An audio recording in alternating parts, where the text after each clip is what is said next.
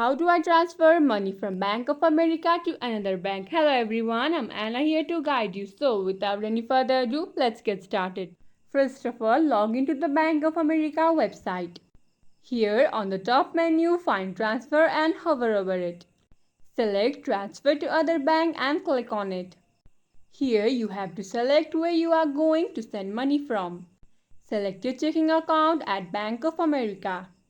In the next field, select the bank that you are going to send money to. Then select how soon you want to deliver money. At Bank of America, 3 business days ACH transfer will cost you $3 and next business day transfer will cost you $10. The most expensive transfer is wire transfer that costs you $30. Then you need to enter the amount you want to transfer and frequency in case you want to transfer money on a regular basis. I prefer one-time transfers. Next, Bank of America shows a warning that you should be careful to not be a victim of fraud. Make sure you clearly understand who you are sending money to and that you are not making a last-minute transfer.